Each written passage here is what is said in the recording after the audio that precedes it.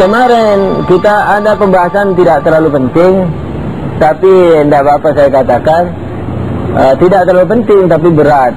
Tapi tidak apa-apa deh, dikatakan supaya terbiasa.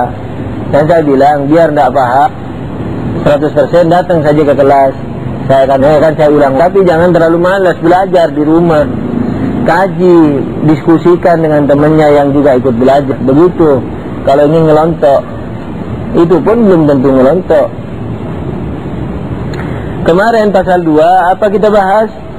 Pembagian substansi kepada 5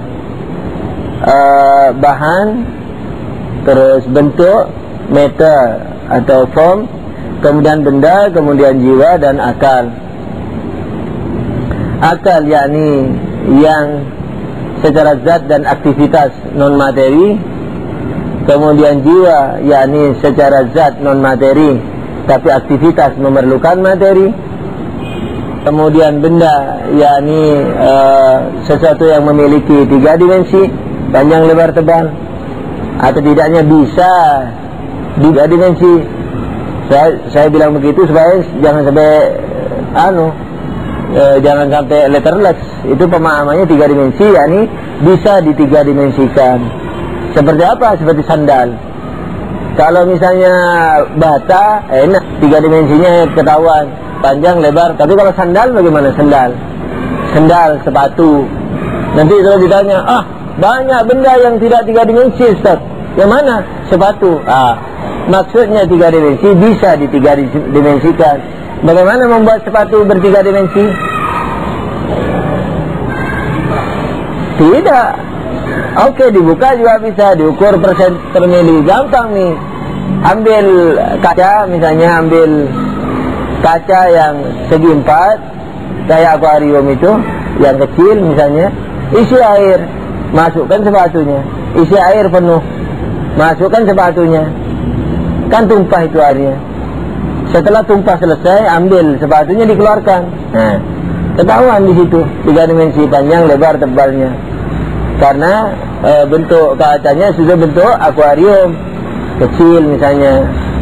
Jadi nanti diukur berapa senti atau berapa mili panjang, lebar, tebalnya. Panjang, lebar tergantung kacanya, tebalnya tergantung tumpahnya air. Ya, airnya tumpah, selesai sudah. Nah, diangkat sepatunya, itunya turun. Nah, itu tebalnya. Begitu. Jadi kalau yang dimaksudkan materi punya panjang, lebar, tebal, jangan terus diproblem bagaimana sepatu, mana panjang lebar tebalnya. Daun misalnya pohon, pohon bagaimana panjang, lebar, tebal, susah mengukurnya. Karena pohon ada daunnya berapa mili, 0, sekian mili, baru bentuknya bulat, nyari luasnya susah. Gampang bikin akuarium besar-besar.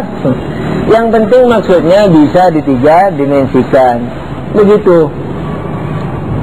Nah, itu benda. Terus kemudian form, bentuk, kemudian bahan.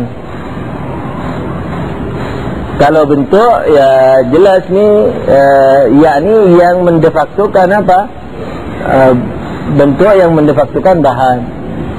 Bahan yakni substansi yang membawa potensi. Nanti nih didalili nanti apa maksudnya membawa potensi. Apa maksudnya bahan? Bahan bukan seperti tepung. Nah, tepung itu benda, bukan bahan. Dan tepung itu formnya. Nah, bahannya mana? Di dalam tepung itu. Mana? Kayak apa?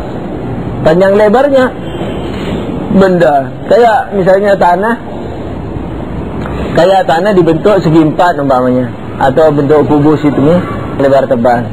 Nah, panjang, lebar, tebal, jadi tanahnya tanah itu sudah merupakan apa? Formnya. Atau panjang, lebar, tebalnya juga formnya. Form itu nanti bertingkat-tingkat. Ada form pertama, ada form kedua, ada form ketiga, dan seterusnya. Form pertamanya mana? Panjang, lebar, tebal. Itu formnya. Form panjang, lebar, tebal itu menumpangi apa? Nah, panjang, lebar, tebal itu apa yang dipanjang, lebar, tebalkan? Nah, yang dipanjang, lebar, tebalkan itulah yang disebut bahan.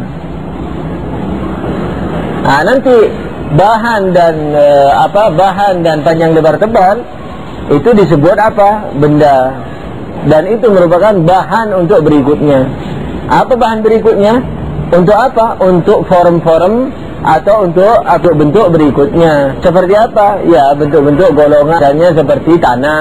Nah, ketika tanah udah golongan, akik, tirus, air, misalnya kayak gitu, itu sudah golongan. Api. Nah, nanti